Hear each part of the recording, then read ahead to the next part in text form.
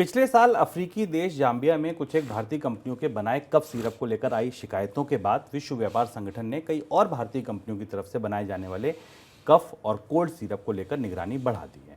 विश्व स्वास्थ्य संगठन के प्रवक्ता ने बताया कि 15 अलग अलग कंपनियों की तरफ से बनाए जा रहे करीब 20 प्रोडक्ट को लेकर ये निगरानी बढ़ाई गई है। इन कंपनियों में भारत के अलावा इंडोनेशिया की कंपनियां भी शामिल हैं। सर, कौन कौन से कफ सिरप हैं इनमें? शुभम, भारत के फार्मास्यूटिकल उद्योग के लिए, जिसकी दुनिया में काफ़ी साख है, उसके लिए ये बेहद शर्मिंदा करने वाली खबर थी, जो हमें सबसे पहले गाम्बिया से और कजाकिस्तान से आई। और अब डब्ल्यूएचओ को लग रहा है कि भारत में कई कंपनियां हैं जो इस तरीके की कफ सिरप बना रही हैं जिनमें प्रतिबंधित और जहरीले पदार्थ मिलाए गए हैं। जो शुरुआती जांच थी उसमें पाया गया था कि जो कफ सिरप उज्बेकिस्तान या अफ्रीका के देशों में भेजे गए थे उनमें डाई एथिलीन ग्लाइकोल और एथिलीन ग्लाइकोल, ये दो तत्व मिलाए गए थे जो ह्यूमन कंजम्पशन के लिए, मानवीय खपत के लिए प्रतिबंधित हैं और जहरीले हैं, और ये कफ की मेडिसिन थी।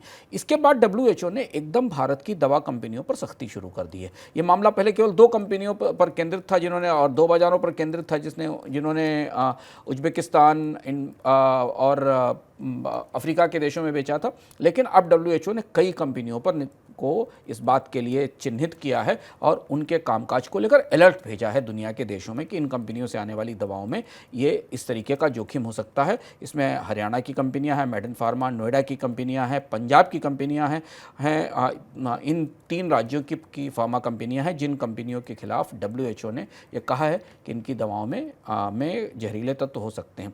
इधर ये जब सब पूरा मामला खुला तो भारत के ड्रग रेगुलेटर्स ने भी सख्ती शुरू की है। भारत में जो फार्मास्यूटिकल अथॉरिटी है उसने जिन कंपनियों के खिलाफ मामले बने हैं उनके लाइसेंस कैंसिल किए हैं और उनका प्रोडक्शन उत्पादन बंद किया है।